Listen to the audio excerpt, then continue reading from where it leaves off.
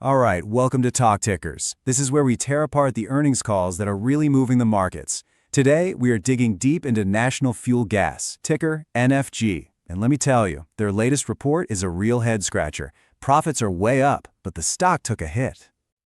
So, let's just dive right into the big mystery here. National Fuel Gas posts a massive 66% year-over-year jump in profits, and what happens? The stock drops. How on earth does that happen? Well, that disconnect is exactly what we're going to unpack today. To really get what the market was thinking, we've got to start with the headline numbers. And honestly, they were telling two completely different stories.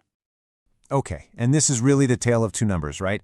On one hand, the bottom line, you've got a solid beat.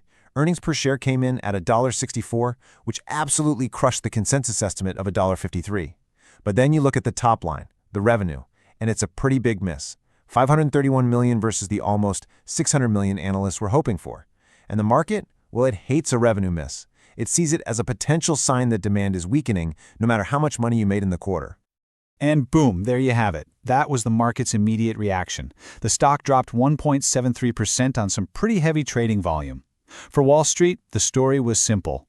That top-line miss just overshadowed everything else. The verdict was in, and it wasn't good. But, if you were actually listening to the earnings call, you heard a completely different story. Management was out there painting this incredibly bullish picture, focusing on how well they were running the business, not just those top-line numbers.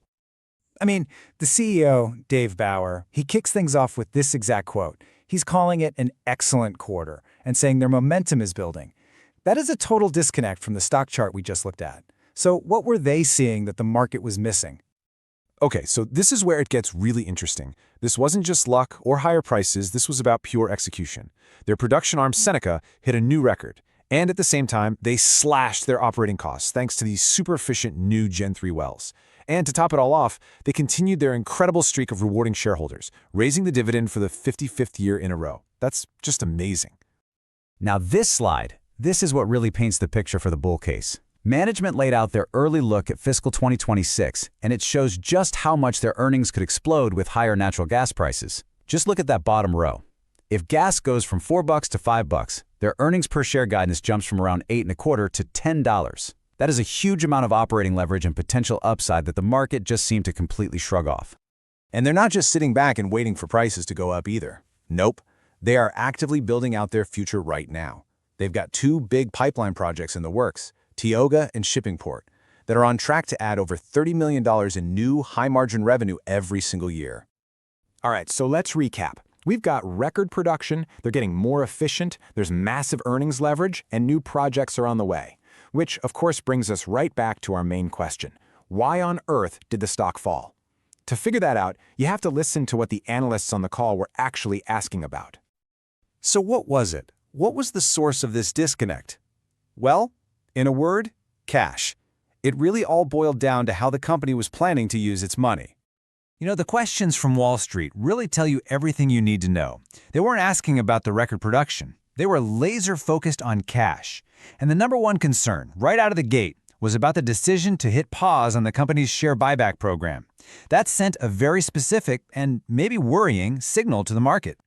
So management was pretty direct about it. They said growth is their top priority. Full stop. They paused the buybacks to keep cash handy for those growth projects.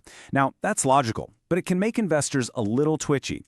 Pausing a buyback can signal that management is gearing up for a big spend, or maybe, just maybe, that they don't think their own stock is the best use of cash at the moment.